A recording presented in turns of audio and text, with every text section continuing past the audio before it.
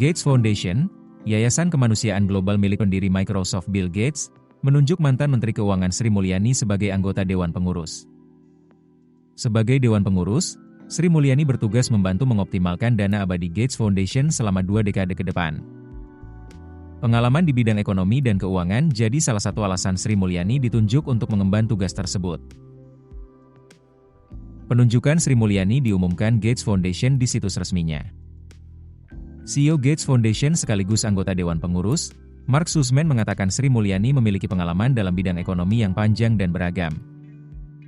Menurut Sussman, keahlian Sri Mulyani itu sangat penting untuk mencapai tujuan jangka panjang Yayasan Gates Foundation. Pengalaman kepemimpinan Sri Mulyani dinilai akan membantu memastikan sumber daya Gates Foundation digunakan dengan tepat untuk memperluas kesempatan, mendorong pertumbuhan ekonomi yang inklusif, dan memperbaiki kualitas hidup komunitas global. Sri Mulyani dinilai bergabung di momen yang tepat.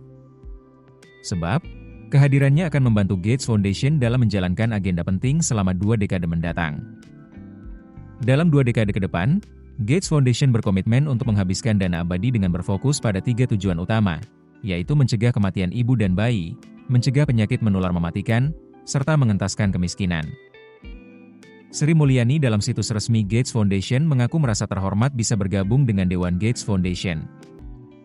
Ia mengatakan, sudah sekitar 1 dekade bekerja sama dengan yayasan milik Bill Gates ini. Terutama untuk mengeksplorasi teknologi bagi kemaslahatan banyak orang secara inklusif dan berkelanjutan. Dalam anggota pengurus, Sri Mulyani akan duduk bersama anggota Dewan lainnya, yakni Ashish Dhawan, Dr. Helene Gayle, Straye Masiwa, Thomas J. Tierney, Mark Sussman, dan Bill Gates. Dalam keterangan resminya, Gates Foundation menyoroti pengalaman Sri Mulyani sebagai Menkeu wanita pertama di Indonesia, sekaligus salah satu yang terlama memegang jabatan tersebut di tanah air. Karir sebagai Menkeu diembannya sejak tahun 2005 hingga 2010, di bawah pemerintahan Presiden ke-6 Republik Indonesia Susilo Bambang Yudhoyono. Tahun 2010, ia ditunjuk sebagai salah satu dari 3 Direktur Pelaksana Bank Dunia. Sri Mulyani kemudian ditunjuk lagi menjadi Menkeu tahun 2016 oleh Presiden ke-7 Indonesia, Joko Widodo.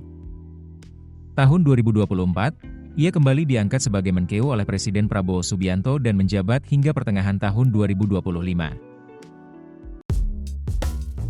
Keputusan bisnis terbaik datang dari data, bukan tebakan. Mudah berlangganan Business Insight dengan subscribe with Google.